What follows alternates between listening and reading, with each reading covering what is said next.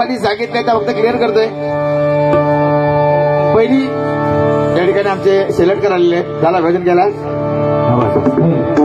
त्याचप्रमाणे आमचे सन्मान्य या कार्यक्रमाचे आयोजक संयोजक हा बोला आणि फाळके साहेब यांच्याकडून या ठिकाणी 100 200 रुपयाचा बहुमोल पारितोषिक आहे. त्याचबरोबर आमचे परममित्र आणि युट्यूबर्स आमचे जे आपली ही आमची भजन संस्कृती युट्यूबच्या माध्यमातून सगळीकडे पसरवणारे आमचे जेठे साहेब, आमचे रासन साहेब. आणि खरं आहे ते ही संस्कृती आपली अगदी जगाच्या पल्लाड गेलेली आहे. याचं एकमेव कारण म्हणजे युट्यूब. एकदा जोरदार युट्यूबच्या आमच्या चॅनलसाठी एकदा टाळ्या वाजवत्या. आमचे जेठे साहेब, आमचे मित्र यांच्याकडून या ठिकाणी 100 रुपयाचा बहुमूल्य पारितोषिक आहे. आनंदाने स्वीकार करतो. धन्यवाद धन्यवाद धन्यवाद.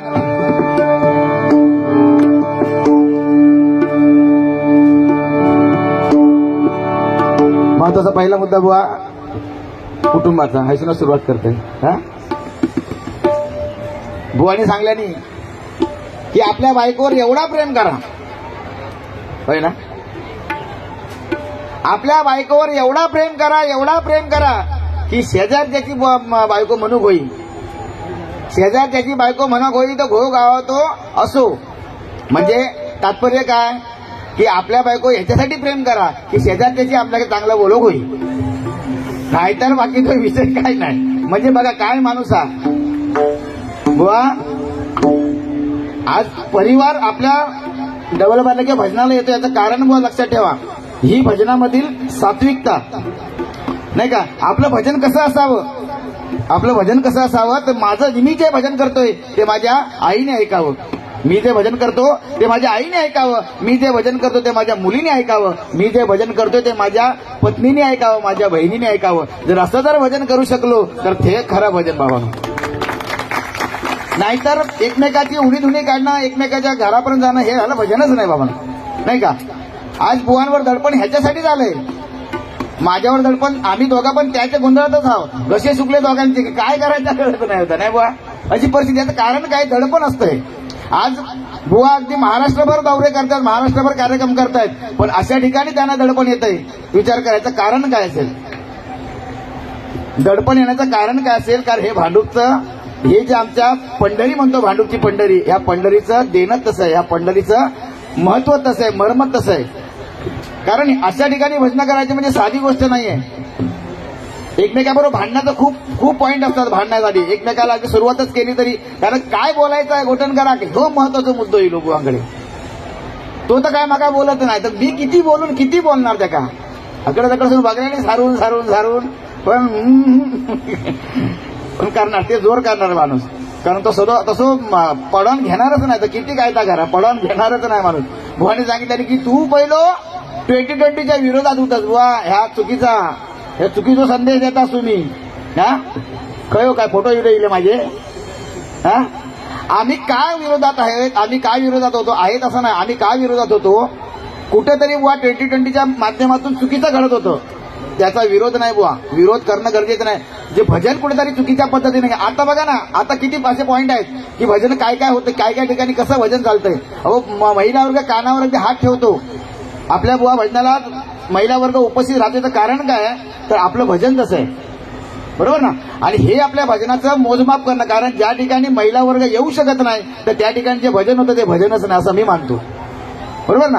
तर ते भजनच नाही. भजन म्हणजे नक्की काय, भजन म्हणजे नक्की काय. आपण देवाला त्या दृष्टिकोनातून आळवणं म्हणजे भजन आहे. आज बुवानी सांगितलं की माका येळच नाही हो. बाकीची गाणी म्हणून बुवांका खूप वेळा त्याची तयारी करून बुवांका खूप वेळा. बरोबर ना. हिलच ये बाबा एवढी तयारी करतात बुवा. पण आता बुवा तुमचा प्रश्न कारण तुमका स्वीकारलं लोकांनी. हा तुम्ही ज्या सादरीकरण करतात बुवा त्या लोकांका आवडता, आमका सुद्धा आवडतं. बरोबर ना. पण ती अपेक्षा माझ्याकडनं नाही लोक बुवा तुमच्याकडनं जे. कारण तुम्ही जे तुमच्या मुखातून जे पडतंय ते लोकांना आवडतंय. कोण असं म्हणत नाही हे बंद करा कोण म्हणत नाही. याचं कारण बुवा तुमची वाणी महत्वाची. आम्ही जे बोलतो ना बुवा ते आमचं फक्त तोंड बोलतं. आम्ही जे बोलतो ते आमचं तोंड बोलतं. पण मुखातून जे येतं ना बुवा ते आपल्या आई वडिलांनी केलेले संस्कार असतात. बरोबर ना. म्हणून ह्या गोष्टी आम्हाला जपाव्या लागतात. माझ्या आता बुवा मग सांगितलं सुयश कारणे आताच्या सध्याच्या मार्केटमध्ये आहेत. याचं कारण तसं आहे ना बुवा. याचं कारण तसं आहे ही मुलं जर घडवायची असतील तर मला त्या दृष्टिकोनातून शिकवावं लागेल, त्या दृष्टिकोनातून मला जावं लागेल. ही पुढची तरुण पिढी भजनाकडे वळण्यापेक्षा भजन करायला शिकली पाहिजे. भजन ऐकण्यापेक्षा भजन करायला शिकली पाहिजे. कारण हा भजनाचा प्रसार होणं गरजेचं आहे.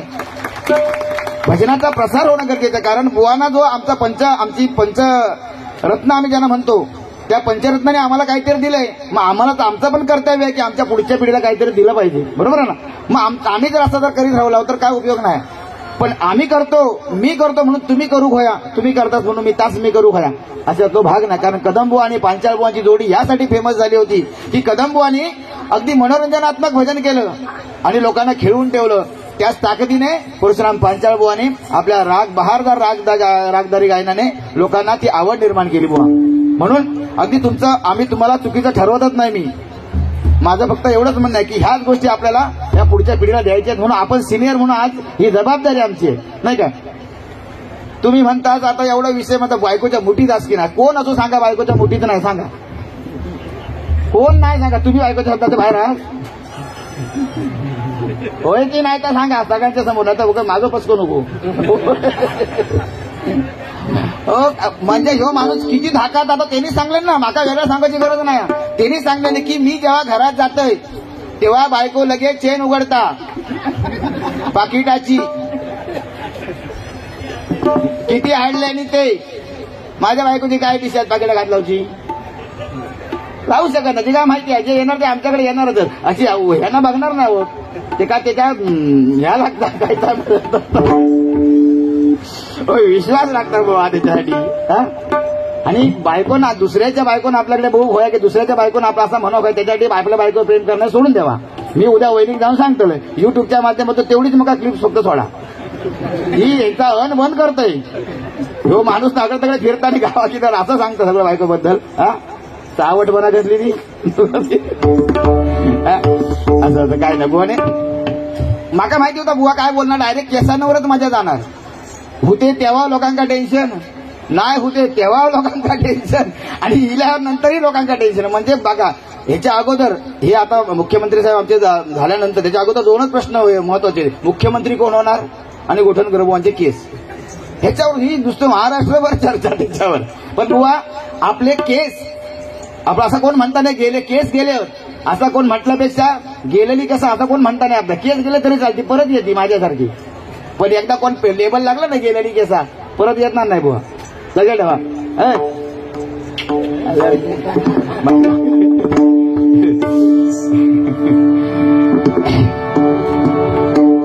बुवा. बायकोबद्दल बोलायचं झालं तर आईनंतर सांभाळणारी जी असते ना ती आपली बायको असते, नाही का. आईनंतर जी आपल्या सांभाळ बुवा.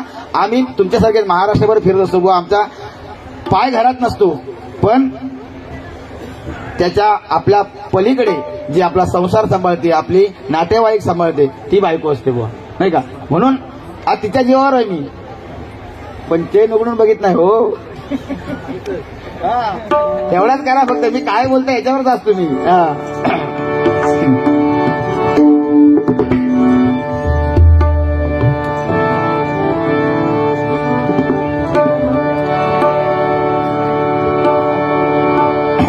या ठिकाणी गजरा कारण भीती वाटता त्यांची. कारण बुवा मग सांगितलं हा खूप मोठा मुद्दा आहे. या भजनासाठी काहीतरी करावं आणि म्हणून यासाठी आता ज्येष्ठ श्रेष्ठ बुवानी एक पाऊल उचललंय. एक मंडळ स्थापन केलं, त्या मंडळाची स्थापना केली आहे आणि त्याच्या वतीने हे सर्व. कारण एकटो माणूस बुवा मी पण लय प्रयत्न केले पण एकटो माणूस नाही हो जाय त्याच्या पुढे. त्याच्यासाठी संघटना असावी लागतात आणि आमचा तास बिघाडता कारण आम्ही संघटितच नाही आहोत. वारकरी संप्रदाय संघटित आहेत, दशावतारी संघटित आहेत, पण भजनी बुवांची संघटना होईतच नाही. संघटना होऊ शकत नाही. कारण संघटना होऊसाठी ना बुवा काही माणसाची ज्याच्याकडे धन आहे त्याने धन द्यायचं असता, चार माणसाची गरज असता. ज्यांच्याकडे पैसो त्यांनी पैसो द्यावं, ज्यांच्याकडे ज्ञान त्यांनी ज्ञान द्यावा, ज्यांच्याकडे मेहनत त्यांनी मेहनत द्यावी. आणि चौथो हे तीन झाले. चौथो एक असता तो फक्त मोडता कसा घालता. मग या तिघांचं जी चळवळ या तिघांच्या चळवळीचा तिघांचा प्रॉब्लेमच नसतो ना. प्रॉब्लेम चौथ्याचा असता. तो गप बसणार नाही, तो कसा मोडता घालणार ह्याच्यामध्ये ह्याच्या पालीकडे असता. म्हणून ह्याच्यासाठी आपण संघटित होत नाहीत बुवा. आणि हे सरकार दरबारी जर ह्या गोष्टी पोहोचवायच्या असेल तर संघटित होऊनच जायला लागेल. तुमचं पण आता 8 तारखेला गावी सिंधुदुर्गात मीटिंग आहे, बरोबर ना. हा तुम्ही आहे आज मग जसं आता माका बोलतात ना, तू पहिलो, आता त्या उद्या येताला तू पहिलो येऊ को नाही होतस मिटिंगला.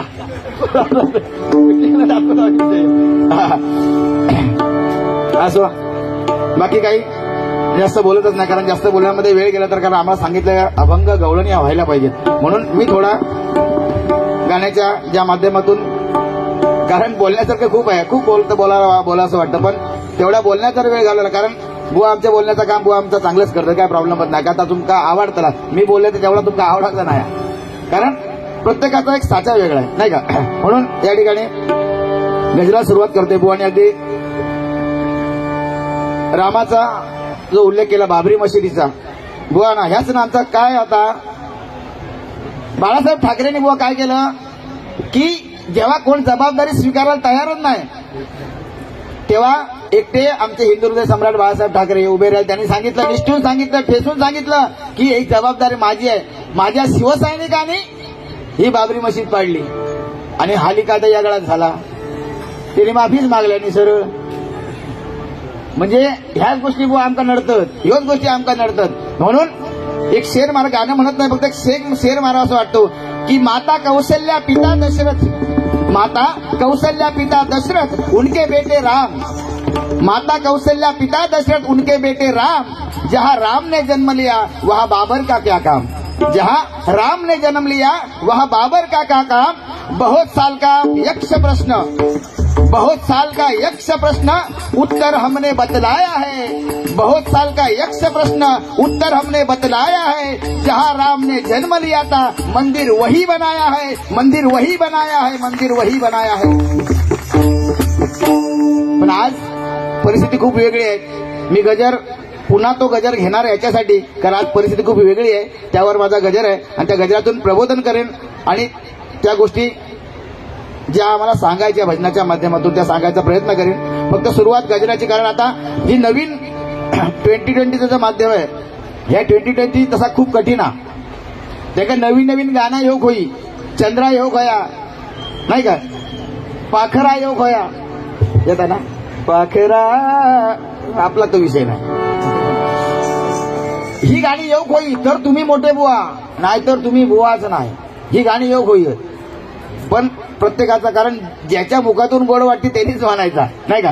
म्हणून मी या ठिकाणी ज्या भजनाच्या माध्यमातून जी माझी सुरुवात असते, छत्रपती शिवाजी महाराज, आज त्यांच्यामुळे आमच्या मंदिरातली कळस आणि देवळातली तुळस जी शाबूत आहे, त्या छत्रपती महाराजांची आपण नेहमी आठवण केली पाहिजे. प्रत्येकाच्या घरात मी ज्या ज्या ठिकाणी जातो त्या त्या ठिकाणी कार्यक्रमाच्या आयोजकांना सुद्धा नेहमी सांगत असतो की आपल्या कार्यक्रमाच्या ठिकाणी छत्रपती शिवाजी महाराजांची एक तरी प्रतिमा असली पाहिजे, कारण त्यांच्यामुळे आज आपण हे भजन करू शकतो, आपण हे पूजन करू शकतो. म्हणून आयोजकांचे खरोखर मनपूर्वक आभार मानतोय की या ठिकाणी माझ्या राजाची त्यांनी तस्वीर ठेवलेली आहे, प्रतिमा ठेवलेली आहे. म्हणून सुरुवात इतर गाण्या करण्यापेक्षा मी त्या माझ्या राजांची आरती घेऊन या ठिकाणी माझ्या गजराला सुरुवात करतो. कारण ती आरती सहसा कोण म्हणत नाही, कारण आपण देवांच्या आरत्या म्हणतो, देवींच्या आरत्या म्हणतो, काहीतर संतांच्या सुद्धा आपण आरत्या म्हणतो, पण ज्याच्यामुळे आपण आरती म्हणू शकतो त्या राजाची आरती मात्र म्हणणं कोणाच्या पाठ नसते नाही का. म्हणून सांगतोय ती आरती या ठिकाणी म्हणतोय आणि नंतर मग गजराची सुरुवात करतोय.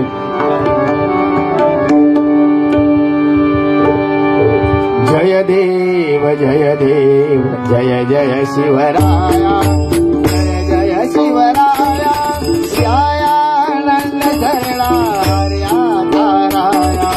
जय देव जय देव शिवराया, जय जय शिवराया, यायानंद धरणा हर्या ताराया. जय देव जय शिवराया, जय शिवराया, आर्यांच्या देशावर मेघांचा घारा,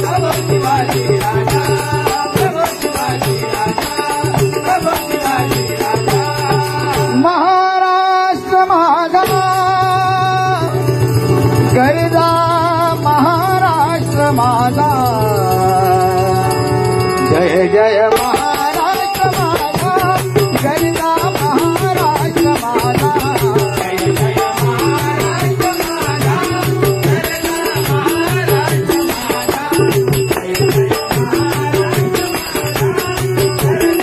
महाराष्ट्र माझा,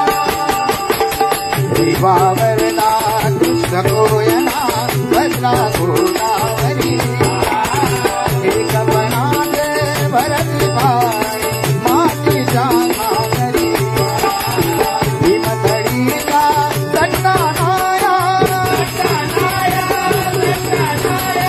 भीमथडीचा दंडानाया, यमुनेचे पाणी ताजा, जय महाराष्ट्र माझा,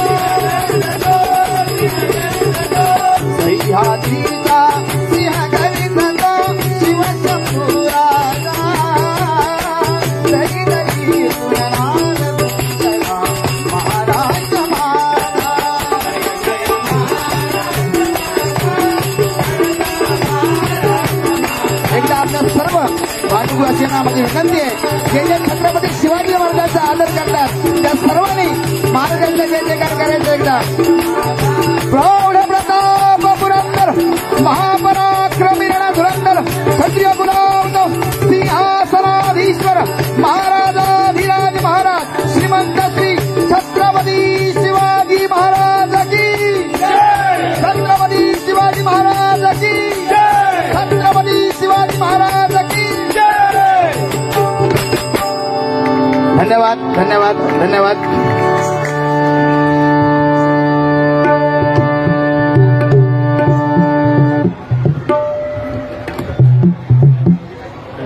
सन्मान्य आमचे नितीन पवार साहेब यांच्याकडून या ठिकाणी विनोद मांडवकरसाठी 200 रुपयाचा 100 रुपयाचा बहुमूल्य पारितोषिकाला स्वीकार करतो. धन्यवाद धन्यवाद धन्यवाद.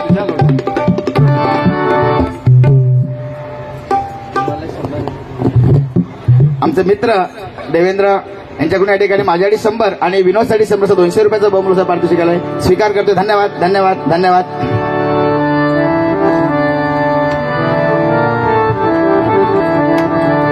या ठिकाणी खरोखर या गोष्टीची खंत वाटते की त्या माणसाची आठवण येते की जो माणूस गेली 26 वर्ष या ठिकाणावर असायचा आणि त्याची गोड वाणी आणि त्या गोडवाणीने हा पूर्ण महोत्सव सजवायचा.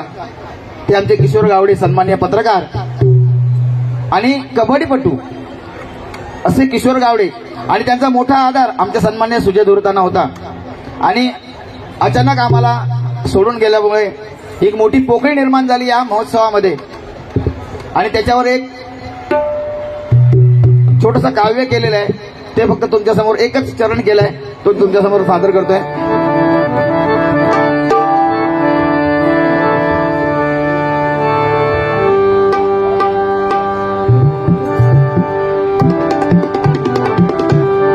गोडवाणी आपुलकीची, गोडवाणी आपुलकीची शान होता परिवाराची, गोडवाणी आपुलकीची शान होता परिवाराची.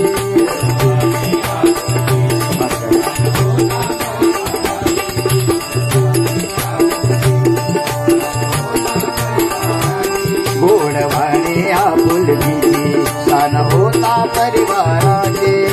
उत्सव परिवाराला होता तुझाच रे आधार, उत्सव परिवाराला होता तुझाच रे आधार. सोडून गेला का परिवार, सोडून गेला का परिवार, सोडून गेला का परिवार. गोडवाणी आपुलकीची शान होता परिवाराची.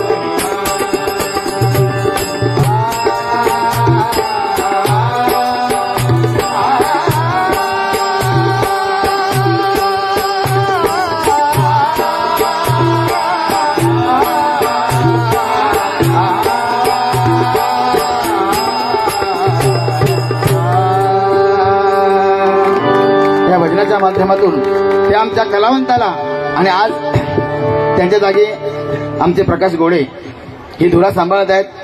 भगवंत अगदी त्यांना तीच ताकद देव आणि त्यांच्या मुखातून सुद्धा आम्हाला आमच्या किशोर गावड्यांची एक झलक पाहायला मिळो। तुम्हाला सुद्धा या ठिकाणी शुभेच्छा देतोय आणि गजराला सुरुवात करतो।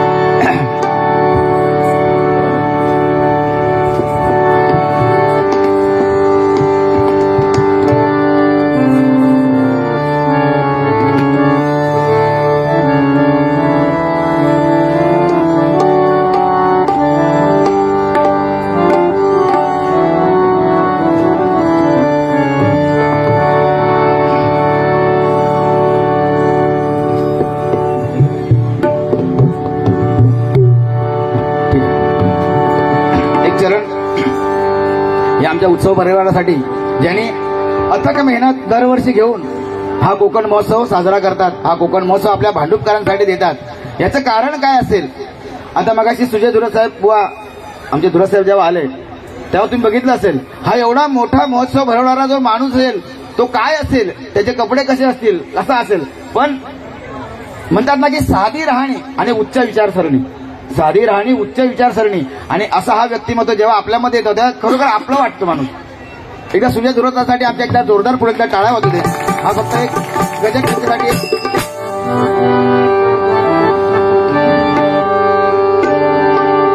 कोकणचा हा बाजार भरला, कोकणचा हा बाजार भरला बुवा, जाऊया बाजाराला सारे जाऊया बाजाराला।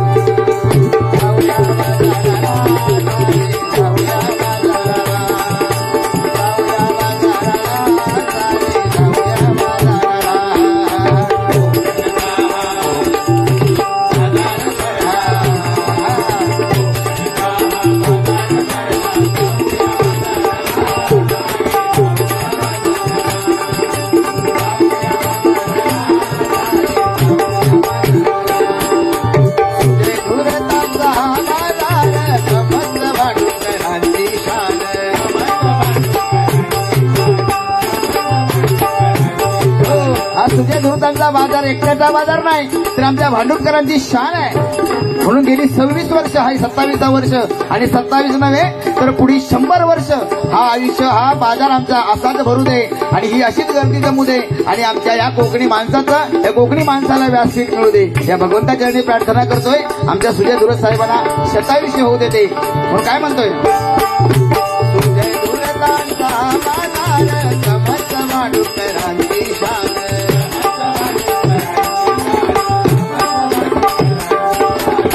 27 वर्षे आयोजन करून भांडुपकरांचा वाढविला मान,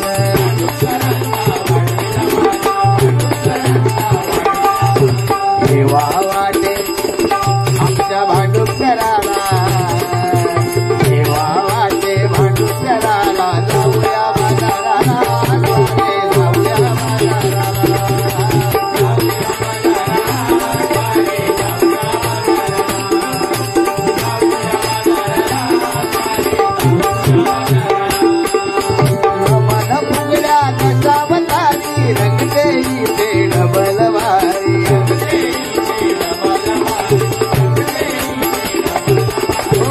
फुगड्या दशावतार कोकणची संस्कृती आहे, आपल्या कोकणचे जे खाद्यपदार्थ आहेत, कोकणचा जो मेवा आहे तो आमच्या समस्त कोकणकरांना नव्हे तर अखंड भांडुपकरांना मिळू दे, ही त्यांच्या पाठची मोठी एक जिज्ञासा आहे।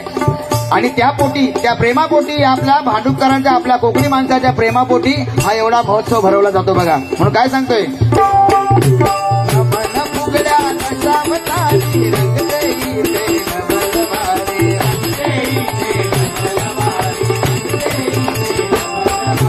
कोकणची संस्कृती जगामध्ये आहे लय भारी,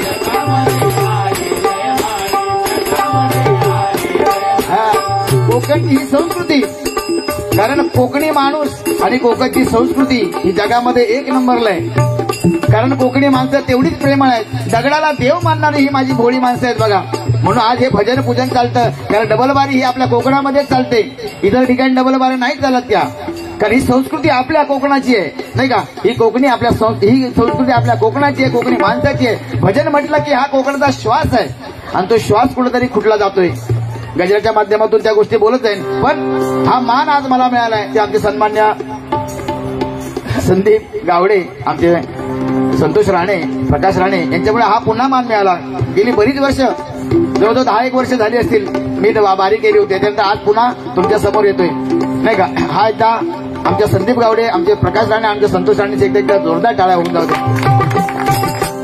कारण संतोष राणे, आमचे संतोष राणे पडद्यामागचा कलावंत आहे. तो पडद्यामागचा कलावंत आहे, समोर तुमच्या दिसणार नाही. संतोष राणे नक्की आहे कोण? पण आज आमच्या कोकणातल्या प्रत्येक बुवा, असा कोणताही बुवा इथे येऊन गेला नाही असं झालं नाही बघा. म्हणून लहान मोठे ज्येष्ठ बुवांपर्यंत या ठिकाणी आमचे कार्यक्रम होत असतात. याचं कारण ते आहे की आमचे संतोष राणे आणि ते सजेशन करत असतात की कुठल्या बुवांना ठेवावं, कधी ठेवावं हे त्यांच्या हातात असं म्हणण्यापेक्षा त्यांची एक ती ओळख असते की त्यांना ते कुठे आणून ठेवायचं आणि कधी आणून ठेवायचं. आज खरोखर माझं भाग्य आहे पुन्हा एकदा तुम्हाला तुमच्या सेवेची संधी मिळाली. म्हणून काय म्हणतोय,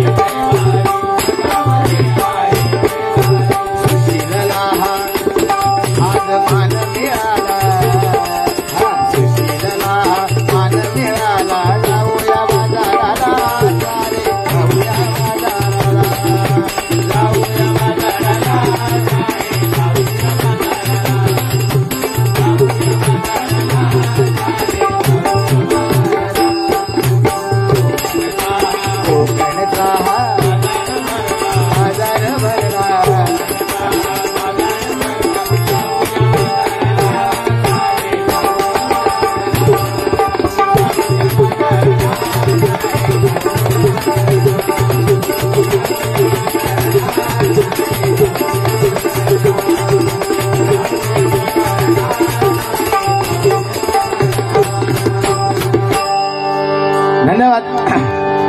या ठिकाणी गजर आहे की बघा आपल्या या धर्मावर अनेक संकट आहेत.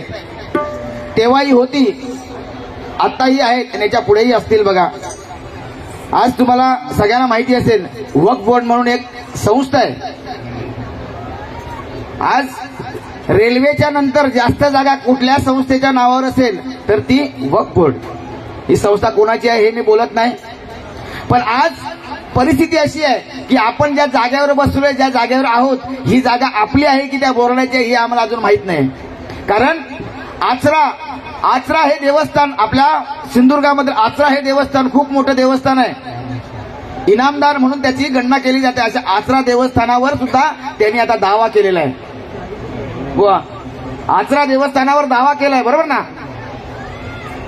पण विचार करा, आज एवढं मोठं संस्थान हे अजून दावा करतात, हे नको ती लोक येऊन.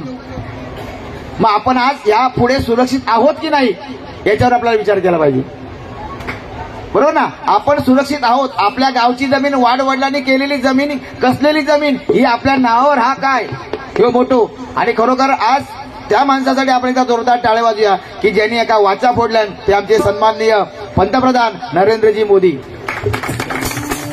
त्यांचे आपण आभार मानले पाहिजे. कारण आज ते हत म्हणून आमका थोडा, नाहीतर याच्या पुढे आमकाला तोंड वर करून देणार नाहीत बघा.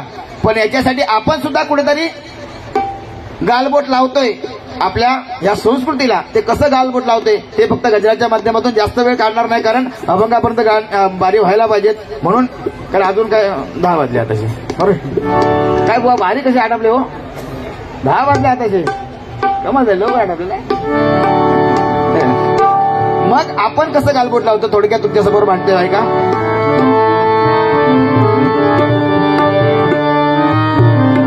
एकच राजा इथे जन्मला.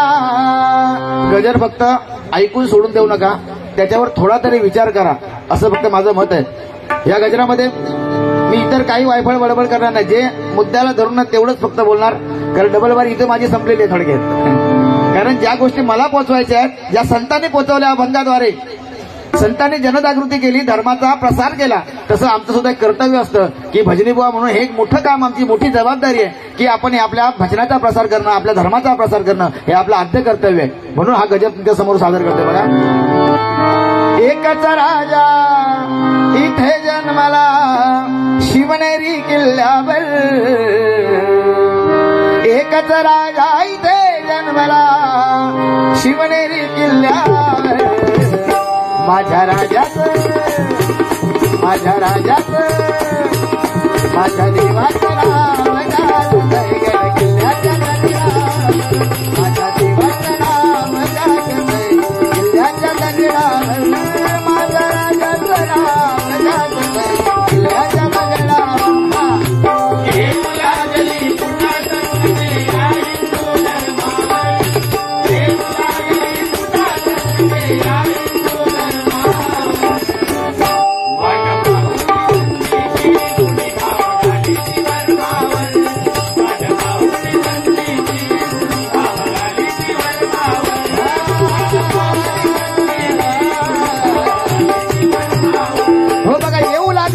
संकट या हिंदू धर्मावर आणि वाट पाहुणी कुणी संधीची घाव घाली ती वर्मावर. भगवंताने सांगितलं की यदा यदा ही धर्मस्य ग्लानिर्भवती भारत. या आपल्या उक्तीमध्ये सांगितलं की जेव्हा जेव्हा या धर्मावर संकट येईल त्यावेळी मी तुमच्यासाठी उभा असेन, हे भगवंताने सांगितलंय. पण कलियुगामध्ये आता काय, कोण देव आमच्यासाठी आहे हे आपण परीक्षण केलं पाहिजे. पण तो देवाची वाट न बघता आपण देव व्हायला पाहिजे. आपल्या धर्मासाठी आपण देव होणं गरजेचं आहे, नाही का. म्हणून सांगतोय या ठिकाणी संदीप पुजारी यांच्याकडून, आमचे मित्र संदीप पुजारी, नाही तर ते गावचे नाही ना, त्यांच्याकडून या ठिकाणी 100 रुपयाचा बहुमूल्य पारितोषिकाला स्वीकार करतो. धन्यवाद धन्यवाद धन्यवाद. तर वाट पाहून आता लोक वाटच बघतायत, लोक वाट बघायला, कारण हा धर्म कसा बुडवेल, हा धर्म कसा बाटवेल याच्या पाठी लागलेले आहेत. आणि आपण आता त्यांच्यावर पावलावर पाऊल टाकून चाललेलो आहोत. बघा थोडक्यात काय आहे की पुढच्या आपल्या संकटाची आपल्याला चाहूल नाही. म्हणून काय म्हणतोय घ्या, येऊ लागली पुन्हा संकटे या हिंदू धर्मावर. येऊ लागली पुन्हा संकटे या हिंदू धर्मावर.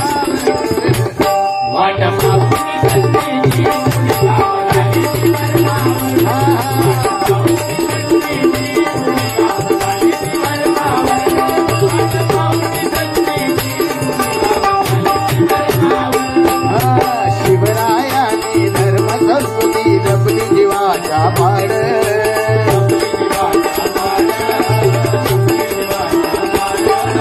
धर्मवीर शंभू राजांनी केली वाढ.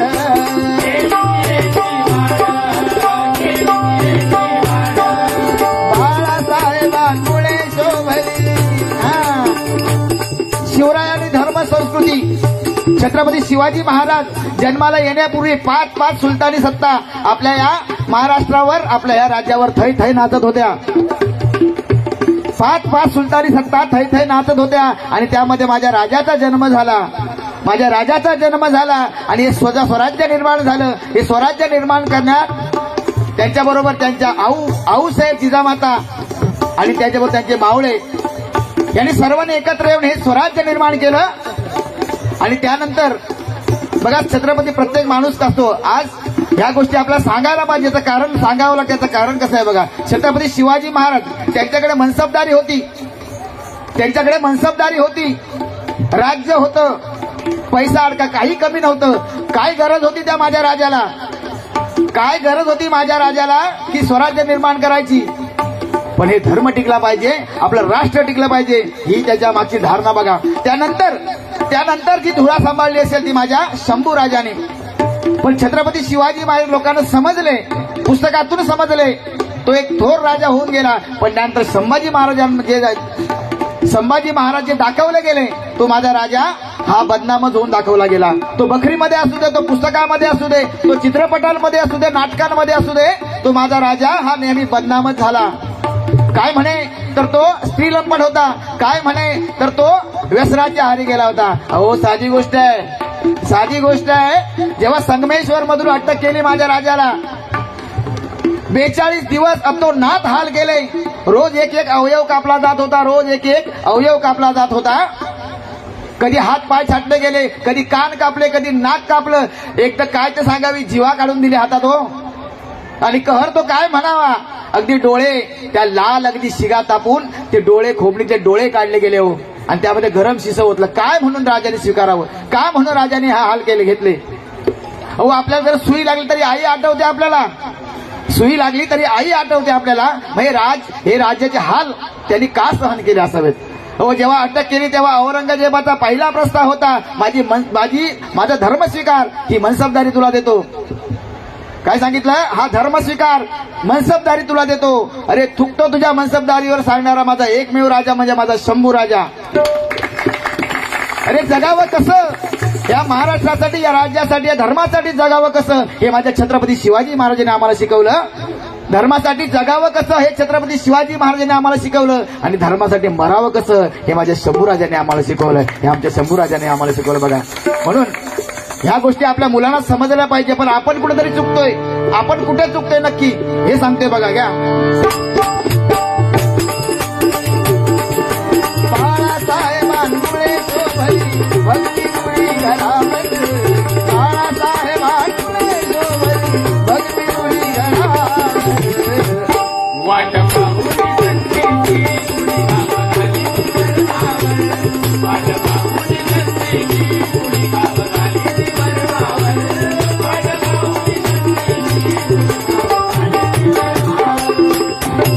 उत्सव परिवार कार्याध्यक्ष सन्मान्य सुरेश सावंत यांच्याकडून या गीतासाठी 200 रुपयाचं बहुमूल्य पारितोषिक स्वीकार करतो. धन्यवाद.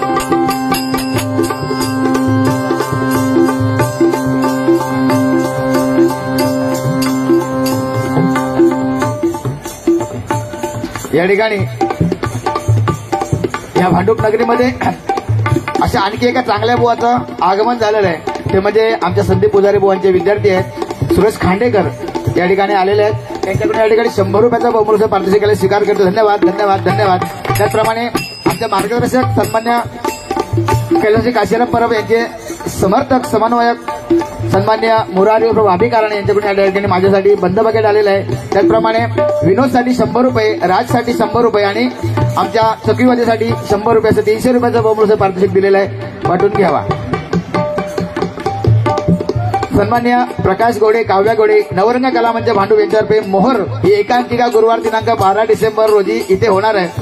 आणि खरोखर सांगायला खूप अभिमान वाटतो की ही नवरंग कला मंच भांडूप यांच्यातर्फे ही जी एकांकिका आहे त्याची संकल्पना मूळतः माझी होती आणि त्याच्यासाठी हे कलाकार झटले आहेत आणि त्या कलाकारांसाठी एका जोरदार टाळ्या होऊन जाऊ दे. आणि एकांकिका ही राज्यस्तरीय स्पर्धेमध्ये सुद्धा दुसरा क्रमांक आला होता. या एकांकिका स्पर्धेचा मोहर ही आपल्या कोकणातील मोहरावर, आंब्याचा जो मोहर येतात त्याच्यावर आधारित ही एकांकिका आहे. आणि त्याच्याने त्यांनी खरोखर एक चांगल्या प्रतीचं कलावंत, कारण भजन भांडूप म्हटलं की भजनाची पंढरी आहे नाही का. त्याच्यामध्ये जर भजन आहे त्याच्याबरोबर नाटक आहे, सगळे कलावंत माझ्या भांडूप मधले आहेत. त्यामुळे त्यांच्यासाठी एकदा जोरदार टाळ्या होऊन जाऊ दे. हे बक्षीस स्वीकार करतोय. धन्यवाद धन्यवाद धन्यवाद. हा दुसरा चरण आहे बघा. घ्या घ्या. आपण काय करतोय ते लक्षात घ्या.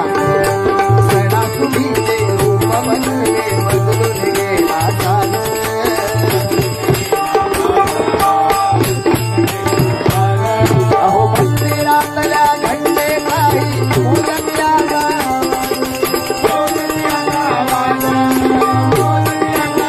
आणि आता परिस्थिती अशी आहे, कत्तल खाणे उदंड खाणे परिस्थिती आहे. काय झालंय बघा, सणासुदीचे रूप बदलून गेला साज आणि मंदिरातल्या घंटेचाही मोजती आता आवाज. आरती करूक नको आमका, ही भजना करूक नको, याचा कारण ताचा. आरती नको, भजना करू नको. जर तुमचा आवाज जर डेसिबेल मध्ये मोजला जाता, जर तुमच्याकडनं आवाजापेक्षा जास्त तुमचा आवाज झालो तर तुमचा सगळा बंद केला जाता. कळत नाही आम्ही खायच्या राष्ट्रात आहोत, आम्ही हिंदुस्थानमध्ये आहोत की पाकिस्तानमध्ये, ह्याच आमचा कळत नाही. काय कमी आमच्याकडे, काय आहे, कोणाचं सरकार आहे. सरकारबद्दल बोलत नाही मी. हे जरी सरकार असलं, हे राज्य, हा देश हिंदूंचा आहे. हा देश हिंदूंचा आहे, हिंदूंचा देश आहे. आणि न्यायालय आपलं आहे. सर्वात खतरनाक गोष्टी आहेत. न्यायालय आपलं आहे, न्यायाधीश आपला आहे, न्यायालय आपलं, न्यायाधीश आपला आहे. वकील सुद्धा बाजू मांडणारे आपलेच आहेत. मग आम्ही हे भजन करतो त्याला बंदी का. त्याला बंदी का? मग त्या विरुद्ध व्याचा फोडणार कोण? याच गोष्टी आम्ही लोकांचं लांगलुचपणे करण्यासाठी, त्यांचे मोठं वोट बँक त्यांची मिळवण्यासाठी हे सगळं चाललेलं आहे बघा. म्हणून आमच्या ह्या भजनाकडे आमचं कोणाचंच लक्ष नाही. आम्ही किती जण आम्हाला आश्वासनं देत आहेत, पण आता ती संधी आलेली आहे. आणि ह्या भजनाच्या अखिल संप्रदाय भजन मंडळाच्या वतीने ही माझ्या सगळं समस्त भांडूवासियांना माझं आव्हान आहे की प्रत्येकाने त्या मंडळामध्ये सामील व्हा, आपली एकजूट दाखवूया आपण आणि या भजनाला चांगले दिवस आणूया. बघा मग काय म्हणतोय, सन्मान्य मंगेशजी पवार यांच्याकडून 100 रुपयाचा बहुमूल्य पारितोषिक केलंय, धन्यवाद. काय झालंय बघा,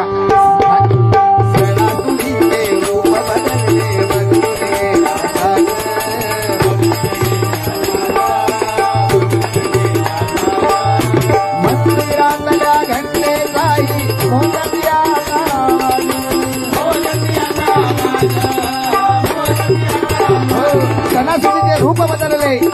सण पहिले आमचे कसे असायचे, कोकणातले सण कसे असायचे, गणपती कसा असायचा. बुवाने सांगितलं मागाशी, आमच्या बुवांचं एकच गाणं लागणार, खरोखर स्टेटस आहे तो.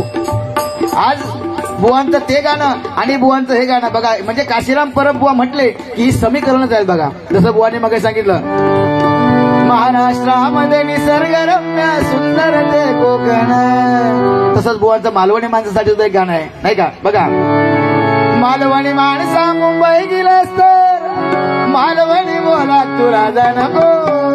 या मालवणी माणसा आमच्या बुवानी सांगलं, कारण मालवणी माणूस होता लाजता मालवणी बोलत. आम्ही मुंबईत असून सुद्धा मालवणीच बोलतो, पण आता जे आमच्याकडे कुठे गेलास, कधी आलास ह्याच्याशिवाय बोलतच नाही. ही आता आपल्या ह्या गोष्टी आता सांगतो लागतात ह्यो, म्हणून बुवानी सांगितलं की मालवणी माणसा मुंबई गेलास तर मालवणी बोला तुला जाणको. कारण रसाळ असा मालवणी भाषा, मालवणी भाषेसारखी भाषा नाही हो. जर एखाद्या गाळी घालूचे लागलो, अशी जर शुद्ध मराठीत एखादी गाळी घातला आहे भन काढला तो नाही तुमच्या तोंडात मारला तर माका विचारा पहिल्या. पण ते का मालवणीमध्ये फक्त रे मायाच्या एवढाच बोलला तर एका गाडी घाल्यासारखी झाली आणि एका गाडी दिल्यासारखी झाली नाही का. फक्त एवढंच बोलतो, पण त्या बोलताना पण ती भाषा तशी काय माहिती काय गेलं बस संपला विषय तरी. असे विषय आहेत या ठिकाणी. कैलासजी प्रभाकर धोंडू सरंगले यांच्या स्मरणार्थ या ठिकाणी 200 रुपयाचा बहुमूल्य पारितोषिकाला स्वीकार करते. त्याचबरोबर कैलासजी प्रभाकर धोंडू सरंगले यांच्या पुण्य अशा पवित्र आत्मा चिरशांती लाभूया भगवंताच्या चरणी प्रार्थना करतोय. तर सणासुदीचे रूप बदले. सण कसे असायचे हो, काय गणपती असायचा. अहो आमच्याकडे गणपती गावा घ्यायचो आम्ही लहान असायचे, एवढे लहान लहान असायचे, हातात फक्त एखादं टाळ असायचो. तेव्हा गाणी कसरीने डीजे कसलो नाही, काय कसला काय नाही, फक्त हातात टाळ आणि गणपती डोक्यावर असायचो एकाच्या डोक्यावर आणि तो चालायचो पुढे नाही. आम्ही असे गोंधळत पायासून ह्याच्या पायासून त्याच्या पायासून आणि पायी हळूहळू चाला मुखाने गजानन बोला, पायी हळूहळू चाला मुखाने गजानन बोला. एवढ्या बोबडा बोलावर माझा गणपती घरात येऊ होतो. आता गणपती सवयच नाही दुसरी. ह्या बोबड्या बोलावर गणपती, तेव्हा गाणी तशी होती. त्याच्यानंतर गाणं आलं बघा, काळ बदलला आणि गणपतीचं स्वरूप बदललं. मोठा झाला गणपती, 5 फुटावर गेला, 5 फुटावर गणपती गेला आणि मग गाणं आलं, सनईचा सूर कसा वाऱ्याला धरला, ढगांचा ढोल घुमू लागला, आला आला माझा गणराजा आला. ह्या ढगांच्या ढोलाच्या तालावर माझा गणपती माझ्या घरी येऊ लागला. एका माणसाच्या ऐवजी 2-2 माणसं आणूक लागली. कसं तरी गणपती घरात येईल. कालांतराने तेही दिवस गेले, वर्ष लोटली आणि मग गणपती झाला 10 फूट 12 फूट आणि मग गाणं आलं, आला बाबूराव आला बाबूराव. गणपती टेन्शन मध्ये येलो म्हणता यावर्षी गणेश चतुर्थी आहे की बाबूराव चतुर्थी आहे, कारण माझ्या नावाचा कायच वाजत नाही, सगळा बाबूराववरच. मग ही गाणी आपल्याला का लागतात हो, सांगण्याचं तात्पर्य ही गाणी आपल्या गणपतीला का लागतात. बाकी कुठल्या गाण्यावर गणपती आमचं येत नाही, पण हीच गाणी आमच्याशिवाय आणि या टाकल्याशिवाय गणपती आमच्याकडे आता येत नाही. आता ही आमचा दुर्दैव आहे ह्या गोष्टीचा. कारण पै पावणं सुद्धा आमचा नकोसं झालं. पहिलो अतिथी देवो भव, घराभोवती अशी पाठी, घराच्या बरोबर पाठी असायची, अतिथी देवो भव म्हणजे देवासारखं तो अतिथी असायचो, पाहुणो असायचो. त्याच्यानंतर पाठी बदलली, आली सुस्वागतम. त्याच्यानंतर पाठी आली कुत्र्यापासून सावधान. घरात कुत्रं कोण असतं आमका समजून जायचं त्याच्यात, पण कुत्र्यापासून सावधान म्हणजे आमका पै पाहुणं नको अशी परिस्थिती झालेली आताशी. म्हणून सांगतो की हे कुठेतरी बदललं पाहिजे. कारण पाहुणं अतिथी तुमका मागे सांगतो असं विषय झालो. एकदाशी आम्ही एका मित्राकडे गेला होता, मित्राकडे फोन केला आणि गेले, बाबा असं विषय हा, एका कामासाठी मुंबईत येतोय मी, तुझ्याकडे राहा जरा. एका जागल्यात त्यांना काय सांगणार असतात, आधी बायको विचारते, बायकोच्या मुठीत ना तो, बायकोच्या मुठीत ना तो. त्यांना विचारलं काय करायचा, बायको विचारल्यावर बायको म्हणता काय नको तुम्ही सांगा नको म्हणून. त्याला नको म्हणून सांगलाय. आणि बाबा तो म्हणतात एक काम कर, ये आणि आपलं जा. ह्या नाव काय केलं, बोलावलं तर मित्र नाही पण म्हणता येत नाही. तो मित्र अगदी इल्याबरोबर त्यांनी काय केलं नो, त्याका बघल्या लांबसून येताना मित्र बघल्याबरोबर त्यांनी काय केलं, घराची भांडणा करून नवरा बायको सुरुवात केल्या.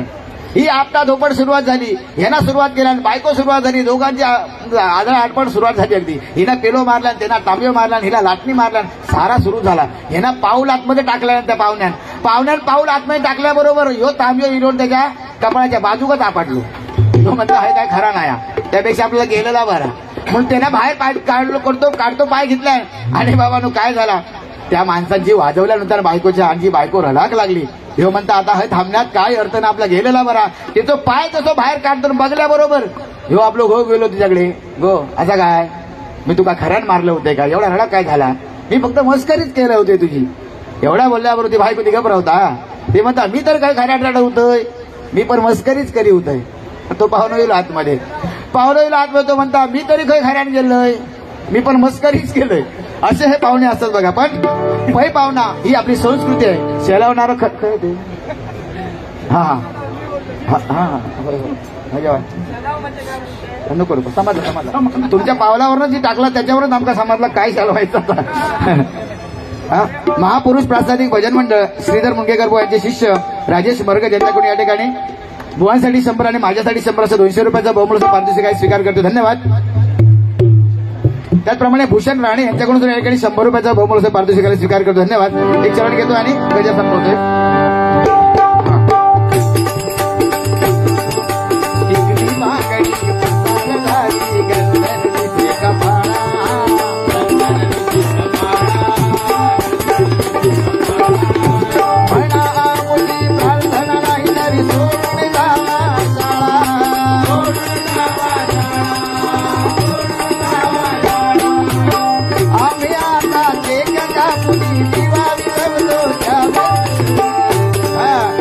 बांगडी पसार झाली गंध न दिसे कपाळा, नाही का. आता अशी परिस्थिती आहे महिला वर्गासाठी. ही परिस्थिती अशी आहे की टिकली बांगडी ही पसार झाली, आता गंध न दिसे कपाळा गंध नाही झाला. आता विषय कसे आहेत बघा. पहिली जी महिला होती असं मोठं टिळो असायचो, असं मोठं टिळो, आणि त्या टिळ्याची ताकद होती. तुमका सांगते आता ज्या व्याभिचार वाढलेत, लहान लहान मुलींना सुद्धा आता फिरायला मुश्किल झाली आहे. हे बलात्कार वाढले, अत्याचार वाढल्याचं कारण बघा. याचं कारण सुद्धा आपण कुठंतरी त्याच्या कारणासाठी आपण लोकांना ती जागृतीच केल्यासारखं झाला आता. कारण जो टिळा होता त्यामध्ये एवढं सामर्थ्य होतं की एखाद्या माणसाची नजर जर त्या टिळ्याकडे गेली तर नजर झुकली पाहिजे अशी त्या टिळ्यामध्ये ताकद होती. पण आता तो विषय नाही राहिला. त्याचबरोबर आपल्या धनाचं आयुष्य वाढलं पाहिजे. जेवढा मोठा टिळा त्याचं आयुष्य माझ्या धनाचं मोठं, ही धारणा होती, नाही का. पण आता काय झालं टिळो एवढी झाली बंगली टिकली, ती झाली टिकली तर टिकली, अशी परिस्थिती आहे. पण ह्या गोष्टी आपल्या संस्कृतीमध्ये नाही बसत आहेत. वस्त्र, अंगभर वस्त्र ही आपली संस्कृती आहे. अंगभर वस्त्र ही आपली संस्कृती. पण आज नको नको ते कपडे ह्या मुलीबाळी घालत असतात, नाही का. पण अंगभर वस्त्र ही आपली संस्कृती आहे. म्हणून मी नेहमी भजनातून सांगत असतो की आईच्या पदराखाली झोपण्याचा आनंद याच्या पुढची पिढी घेऊ शकत नाही. पदर, आईच्या पदराखाली झोपण्याचा आनंद याच्या पुढची पिढी घेऊ शकत नाही. कारण जीन्स घातलेली आई कधी पदर देऊ शकत नाही, कधी बदर देऊ शकत नाही बघा, नाही का. म्हणून सांगतो की आपल्या या स्त्रियांनी सुद्धा आपल्या धर्माचं पालन केलं पाहिजे. म्हणून या ठिकाणी शेवटचं चरण घेतोय आणि गजर संपवतो.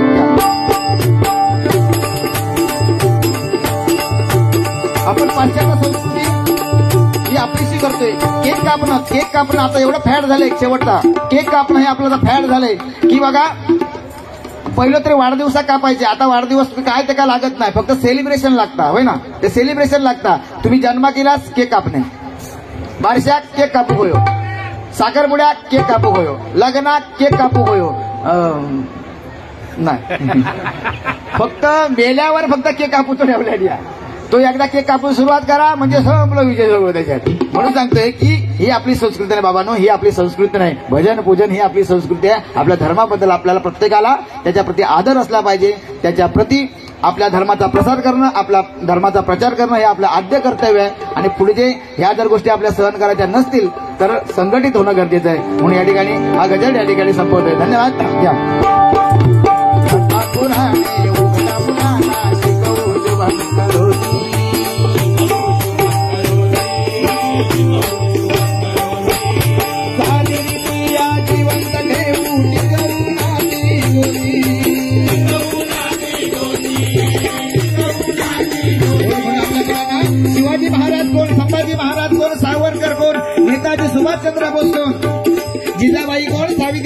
कोण हे आपल्या मुलांना आपल्याला सांगावं लागेल. आपल्या मुलांना आपले संस्कार द्यावे लागतील. कारण संस्कार हे कुठल्या शाळेत दिले जात नाही तर आपल्या आई वडिलांना दिले पाहिजे बघा. म्हणून हे संस्कार आपल्या मुलांवर करा. एवढीच या गजराच्या माध्यमातून तुम्हाला सांगणं बघा. काय म्हणतोय, पुन्हा टेकली शील माता संतांच्या चरणावर, पुन्हा टेकली शील माता संतांच्या चरणावर, वाट पाहून बसलेली कुणी गावाघरी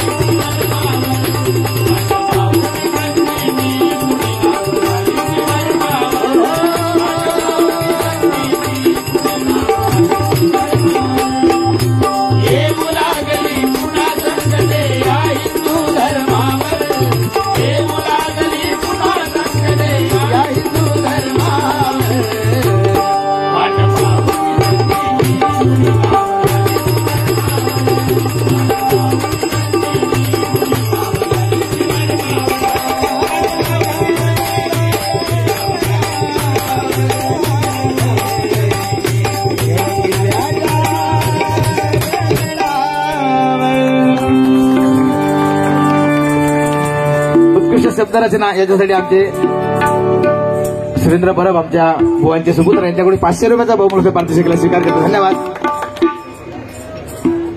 तसेच या गजरासाठी सन्मान्य आमचे देवगडचे नितीनजी पवार साहेब यांच्याकडून सुद्धा या ठिकाणी 500 रुपयाचा बहुमूल्य पारितोषिकाला स्वीकार करतोय. धन्यवाद धन्यवाद धन्यवाद.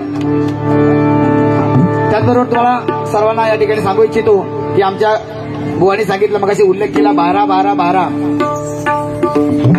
आणि या 12-12 डिसेंबरला या ठिकाणी आमच्या गुरुजींचा पुण्यस्मरण सोहळा या ठिकाणी आम्ही तो साजरा करत असतो. तर या दिवशी सुद्धा 12-12 या दिवशी सुद्धा डबल बारीचं आयोजन केलेलं आहे. सन्मान्य शेतकर बुवा आणि सन्मान्य संजय गावडे बुवा यांच्यामध्ये हा भजनाचा सामना रंगणार आहे. सगळ्यांनी त्याचा आस्वाद घेण्यासाठी आणि सगळ्या कार्यक्रमाची शोभा वाढण्यासाठी माझ्या जनतेला माझ्या भांडूपकरांना आवाहन आहे की त्यांनी या ठिकाणी यायचं नाही आमच्या कार्यक्रमाची शोभा वाढवावी. धन्यवाद.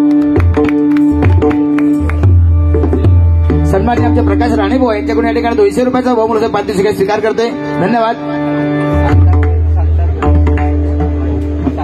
आमचे सन्मान्य गुरुबंधू संजयजी गाडी सांताक्रूजवरून आलेले आहेत. त्यांनी सुद्धा या ठिकाणी 200 रुपयाचा बहुमूल्य पारितोषिक स्वीकार करतोय. धन्यवाद धन्यवाद धन्यवाद. जय जय राम.